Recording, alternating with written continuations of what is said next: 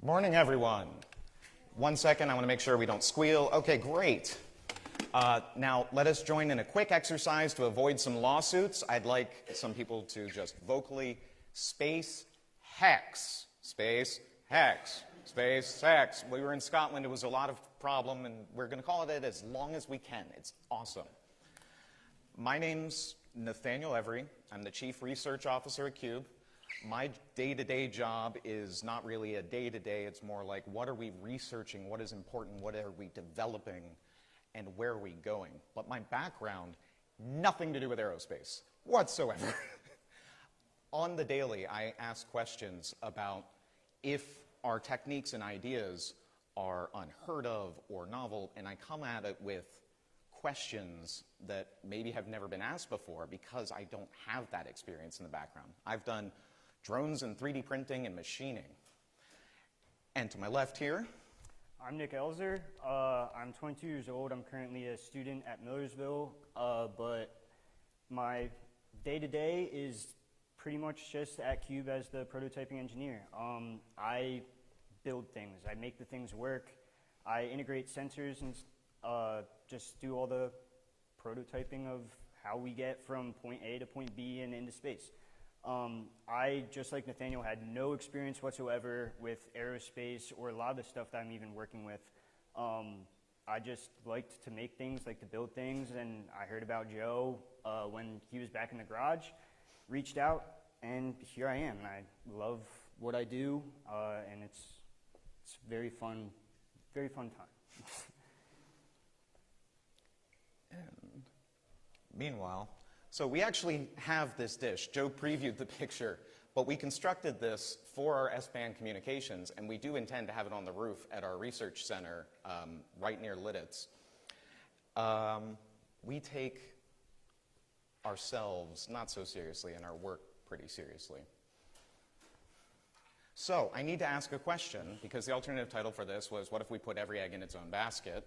And we're going to talk about the theoretical applications today of, no. Confidential no more. SpaceHeX has officially been released on GitHub as of this morning with a to-do list of actually importing the files and sanitizing a lot of our developer notes that we're a little integrating hell kind of stuff. So would you like to pull it out, turn it on, do the honor? Sure. And with this button being pressed, we are live on GitHub.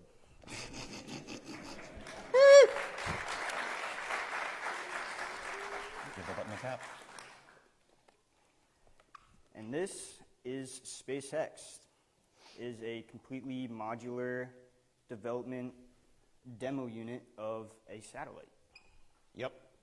We'll have this after the fact out for people to hold and play with, but it accomplishes a lot. Go ahead and plop that down. We had a lot of needs to fill with this thing. We had to do a lot of hardware development in a very short amount of time. We had to demonstrate that we were doing that development, and we had interns who, no fault of their own, didn't know what a file folder structure was.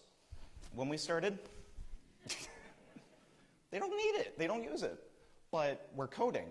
And when I say, oh, it's in the images directory, or it's in the data, the API, the app directory, we had a lot of different skill levels of different areas of expertise we wanted to communicate to at the same time.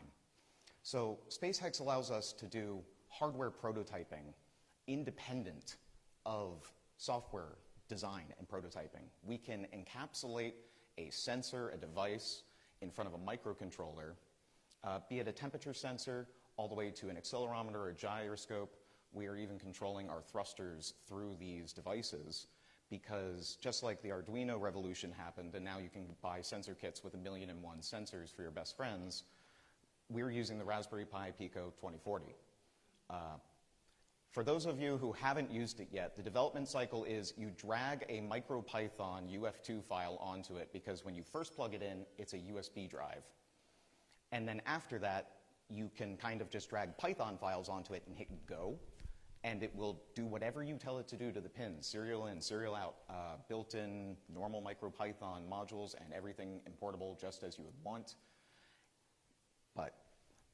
Isolating the sensor development, we are able to, using these devices that connect over USB now, I can have everything in a box and hand it to someone who has never coded before and say, this variable, don't change it, that controls this one thing, it'll overheat and literally melt.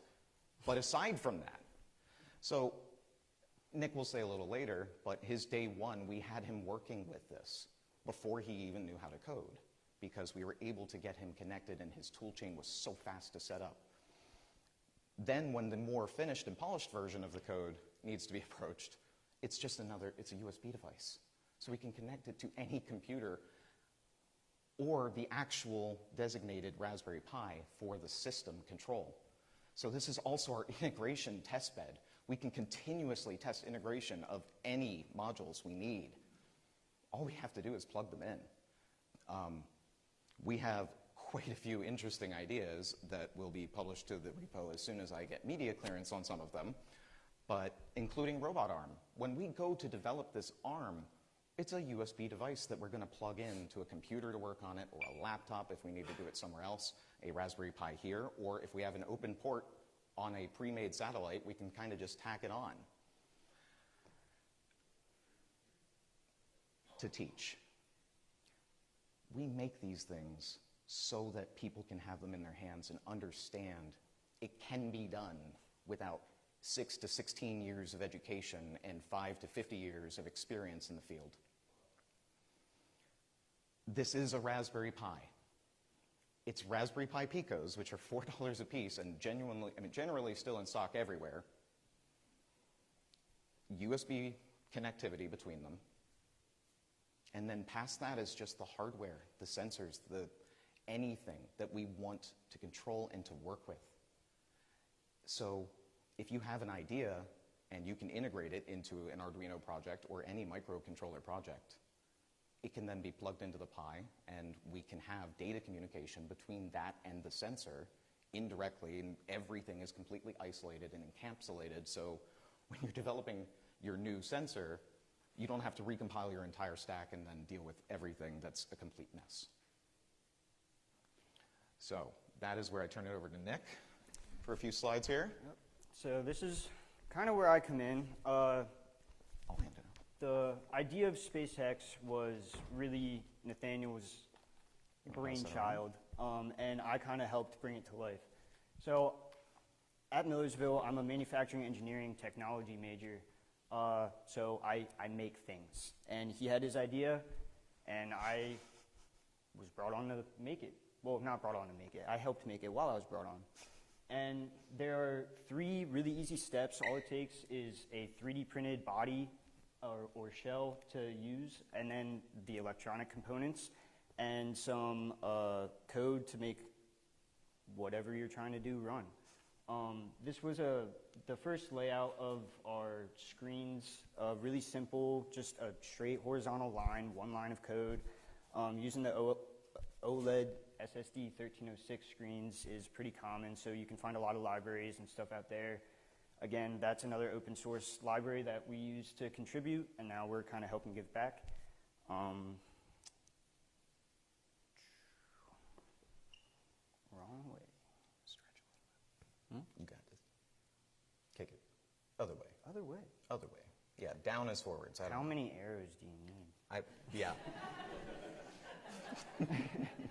So, you can do it in 4 easy steps, like I said. Well, 3 main components, 4 easy steps.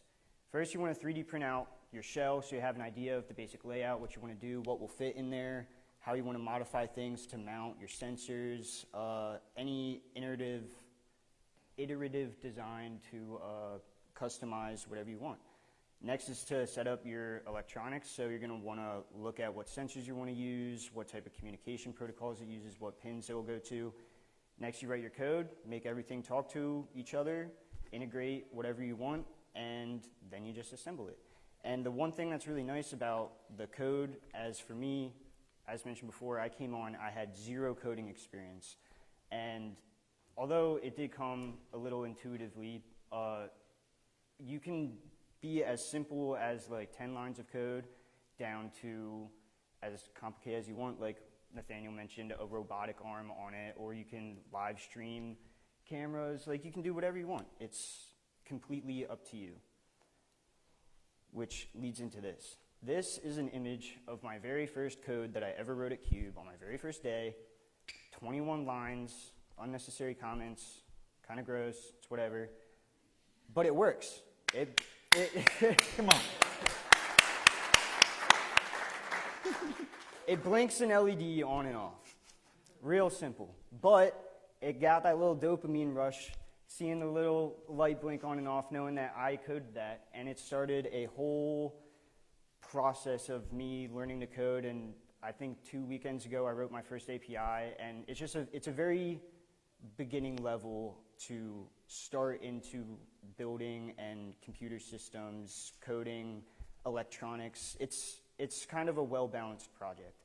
One of the things that's very important with learning how to code with these modules and stuff is serial communication and communication protocols, because you want to collect the data in a certain way that's easy to read, easy to manage, and you can utilize the Raspberry Pi to do whatever you want with that data. So you want to learn how to format data and print to serial and use I2C and SPI, different communication protocols, to your best knowledge. There's different advantages to each one, and it just helps you get into learning the basics of communication, data, electronics, 3D printing.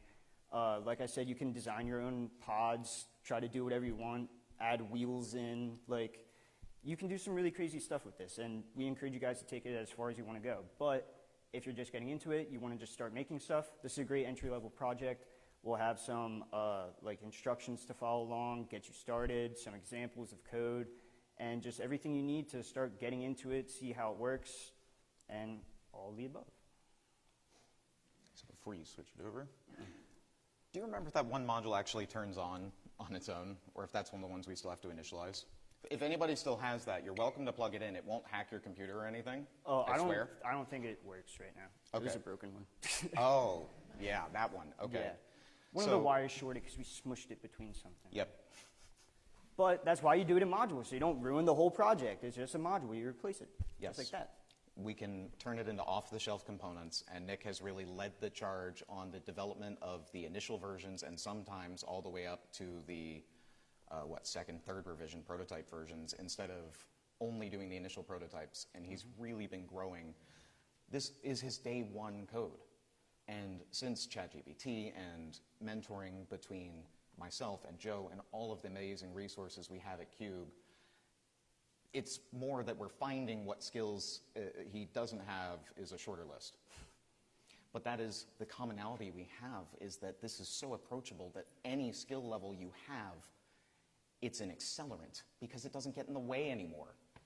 If you have to take the whole thing apart every time you need to change one button's behavior just to reach a port to flash stuff, it's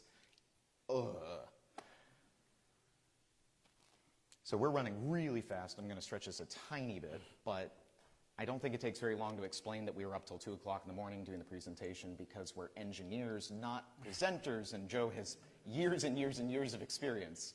But we got a demo working, so completing the documentation is more about the GitHub. I have an initial README up, and we have the folder structure, and we have all of our file folders, and they will be up before the end of today. But, you know, limited sleep. Nick?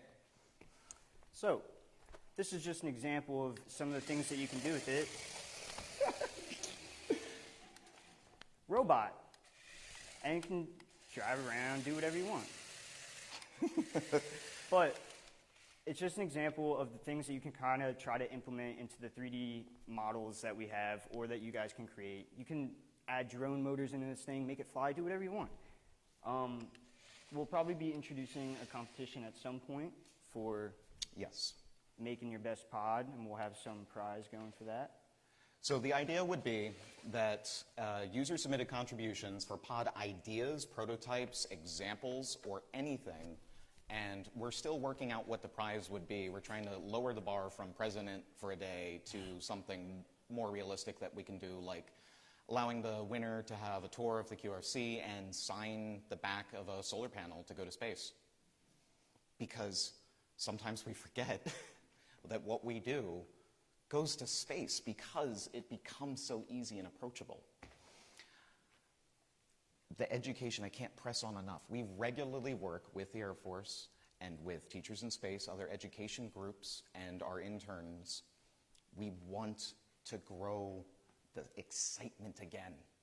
In Joe's talk, if you're here, we had the question, what was the Artemis program?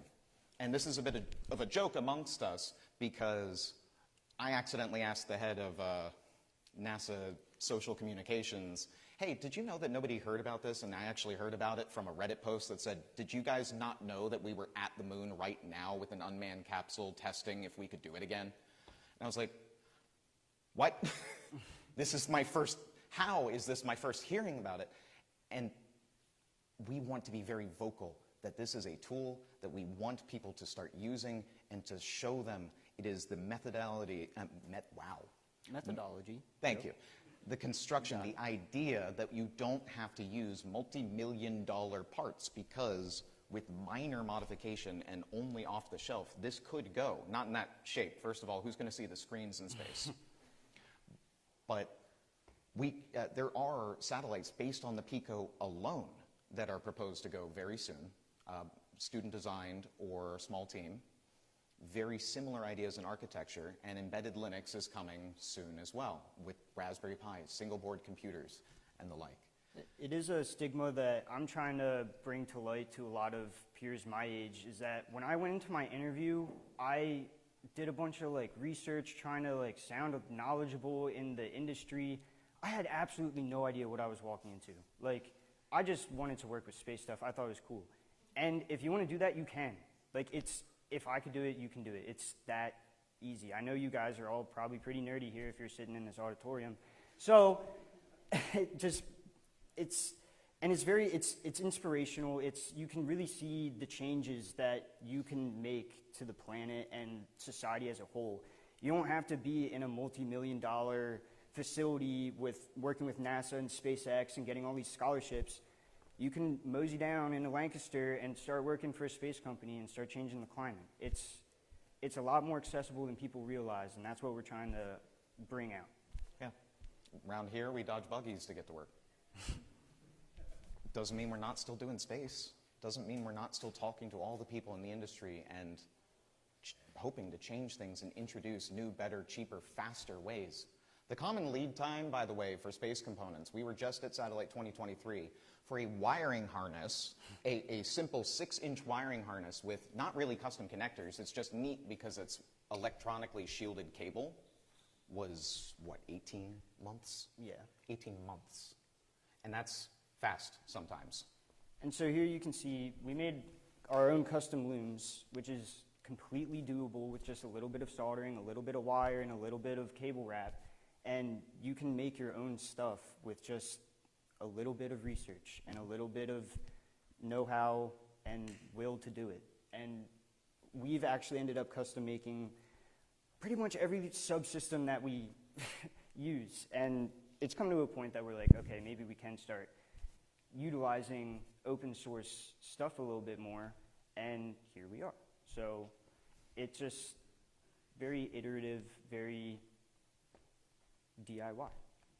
So those are USB-C looms on the hexapods themselves, and I don't remember what it's called in the bottom middle, but that was for our deployer project because that one is going to be physically connected to our launch providers' systems. Mm-hmm. So they have very rigorous standards.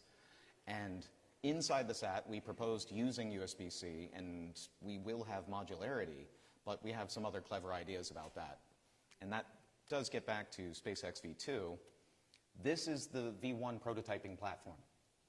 Our current tech, our current abilities are about streamlining that collection of data, making it more accessible to interact with the Picos dynamically, some watchdog behaviors for reflashing them in the event of an error or providing updates to them.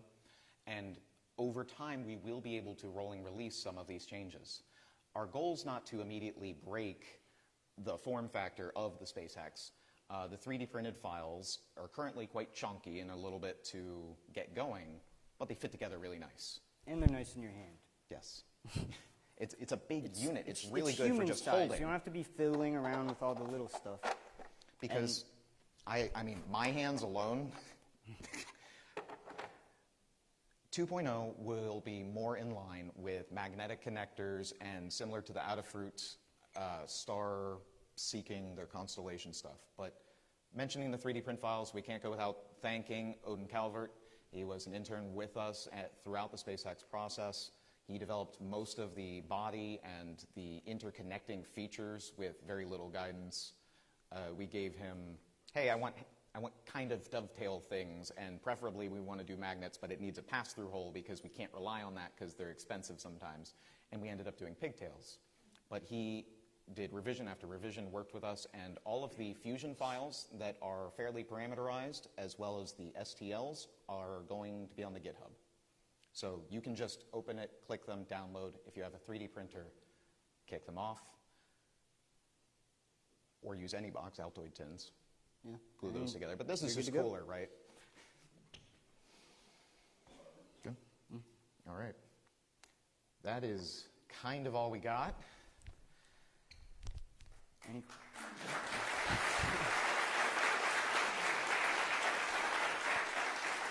You want to do the picture real quick? Are there any questions? I'll run a mic to you. If you haven't been in here yet, you don't know the process. But I'll run a mic to you, and then you can ask. And you can keep raising your hand, and I will bring the next mic to you, and we'll just keep swapping as it goes. You'll see me roaming around. It's pretty straightforward. Yes, please. Anything. Any questions? While he's doing that, we're going to take a quick selfie with everybody in the crowd. Can you say, hey, CPOS 2023, hi. Yeah, I know, that's a lot.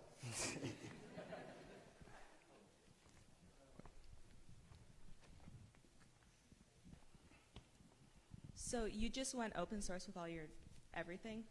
How has that changed like how you as a company work? Panic. So as Joe said in the previous talk, his 1P design for Discovery was denied by the FAA because it's too new, it's abnormal, it's outside the bounds of what they wanted to do, we think. We're also one of only 2 companies in the United States to ever propose that size device. We want to foster creativity and innovation to have more force behind miniaturizing what no longer needs to be minivan-sized satellites to accomplish the same goals. It no longer needs to be a $10 million satellite. Our cost to orbit for the one is, am I allowed to actually say that? For one of the 6Ps is $300,000, which is 2 zeros less than competitors. So we're buckshot. If we mess up, we still, our 1 or 2 of them combined is almost as good as low-resolution imagery tools. It hopefully also will get us insight. We are inviting contributors, complaints, comments, requests, ideas, forks. If someone takes this thing and turns it into a BattleBot platform, I would just scream with joy because we wanted to put saw blades and stuff on this and the flying and the, yeah. We were limited on time. Right. The death Not ray and creativity. the foam dispensing gun, the snack dispenser. Yeah. So it's not as much panic, it's more excitement and realizing the give back to open source because it wouldn't have been possible without it, and we think this is the best way we can return and contribute. And also a lot of the stuff that we're putting on there isn't necessarily proprietary. It's just kind of how to run a sensor through a Raspberry Pi. And we do a little bit more with that when it comes to the business and how we utilize that data type thing. But it's a very good basis that we're able to give out to the public. So do you guys etch your own PCBs, or does that go out to a board house? Good question. Yes. So we have had to research more United States-based PCB manufacturers because through JLC PCB, there's some questions about ITAR compliance and our ability to just order from overseas. So we have to use local distributors, but we also have Volterra and a very soon a PCB mill where we'll be able to do positive and negative for cutting out non-trace or printing on the surface of a circuit board traces and then drilling vias and things ourselves. We don't rely on that too heavily, except for doing it as expansion boards or very initial prototypes. But yes, we do a lot of whatever we can get our hands on and include vertical integration wherever it makes sense. Soon we hope to do a pick-and-place machine. Yeah, just like we mentioned with lead times being extensive in the aerospace industry, that's one of the reasons that we try to do a lot of this stuff in-house. And so having the Volterra and being able to do test boards just to make sure the circuitry, components and stuff is working, it cuts down the lead times exponentially, because then we don't have to revise boards and like reorder them from overseas or whatever we need to do. We can just make sure it works and then get the space grade ready when we're ready to buy it. And when was the last time anyone here was able to buy a Raspberry Pi? One, two. That's why we're switching to the compute modules. They are better for integration. They're also more available. Sorry. Go ahead. So the SpaceHeX, is that, I'm guessing you can build anything, but you can also build satellites? Like, is that the goal? This is a representative platform of a satellite. Some of the components we didn't get into is that this actually has some of our production software on it, and it's running demo code.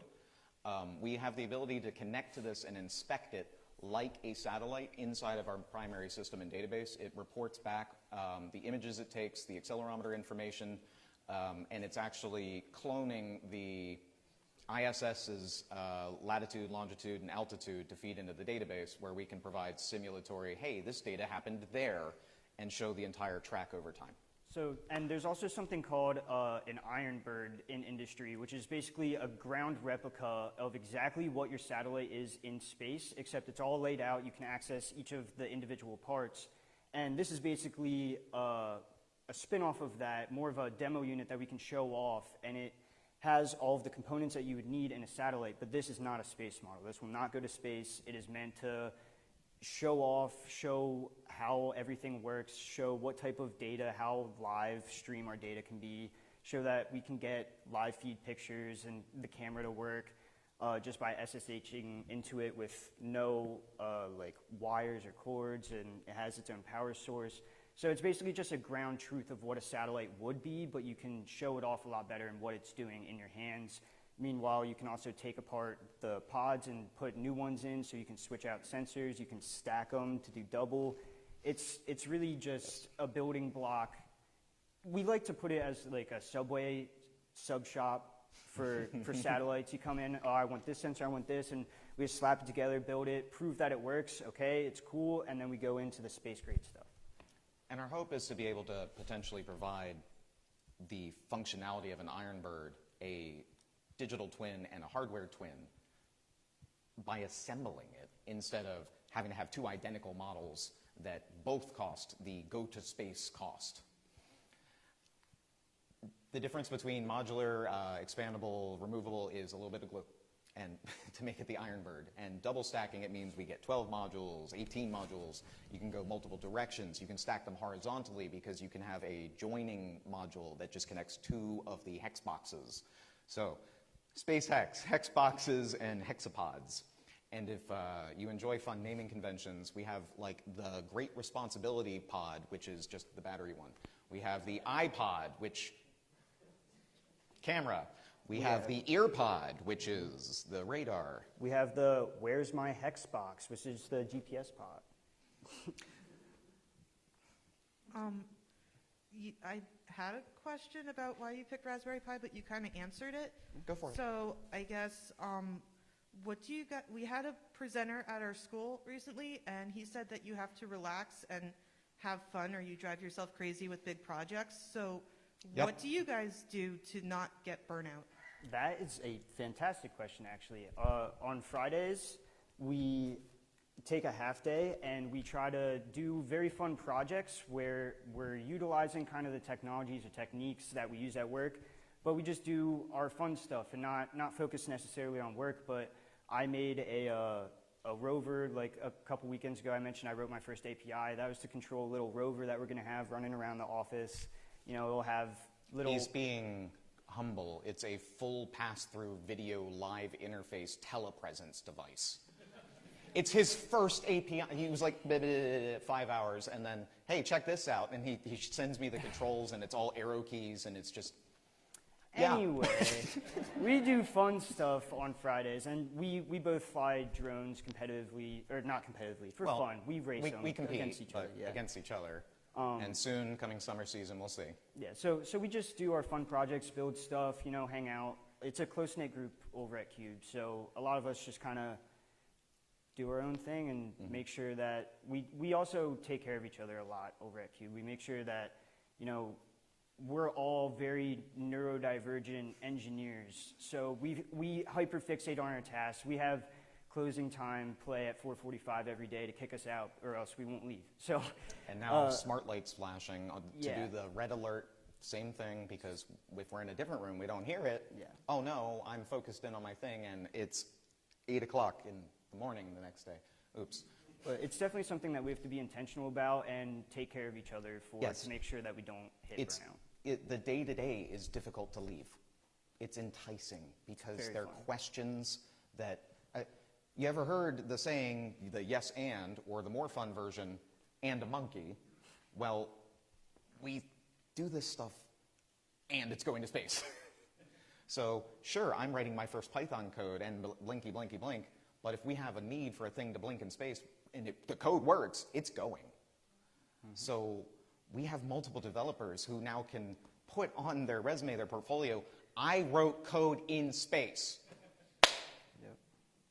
Who wouldn't just say, wow, what?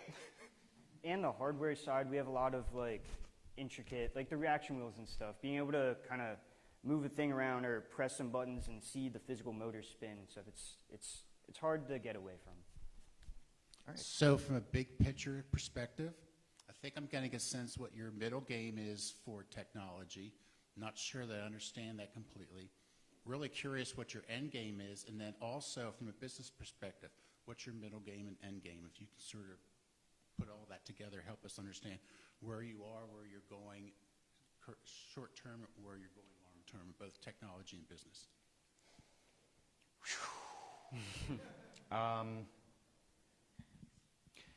We're going to have to work with production a lot because we need to make 400 of these to put them in orbit. That does not mean one Raspberry Pi per. We are exploring other options for redundancy, for additional power. It also doesn't really give us much room in terms of just building out the entire infrastructure, because if we're stuck not using the Raspberry Pis, we have to decide on something else. There's a lot of very exciting stuff coming out. So the research side of it is we're currently evaluating a lot of them, but we are planning on doing embedded Linux, especially working with open source architectures. There's a lot of very exciting RISC-V stuff coming out. We're working with neural compute stuff, and that's about the most I can say on that. But long term, we're planning on continuing to upgrade this both as a passion project of mine outside of Cube, but along with Cube, and permission for the technology we developed there in previous generations. And when it comes to the hardware side of where the technology is going, like we said, we're going to be aiming, like Joe said at least, we're going to be aiming to make around one satellite a day. I'm the manufacturing engineering major at Millersville, so I'll probably be looking into how can we create, how can we mass produce these most efficiently. What type of parts can we get that aren't constantly going out of stock? How can we move forward to iterate this faster? As for the development, we do have other things in the work for, this is a demo unit, so we're going to have like a step below for kind of throwing things together, making sure everything's great, and then throwing it together fully, so just another step. Integration tests. Integration test. Yeah. But that's so the pretty one with the much what button, we were originally going to connect to the Wi-Fi and have it actually be a mouse thing that clicked to GitHub, and we actually have the code to do that and the remote execution stuff, but then I realized, oh yeah, hotspotting it and doing, oh boy, no, we're not going to deal with that at the event. Mm-hmm. So it's sometimes more challenging when we're just doing it for fun to decide what to do, because it is such a universal platform. You can really put this chip in front of any sensor or device that you want to interact with, input or output. On the business side, we've recently properly divided some responsibilities, so I don't get much insight anymore.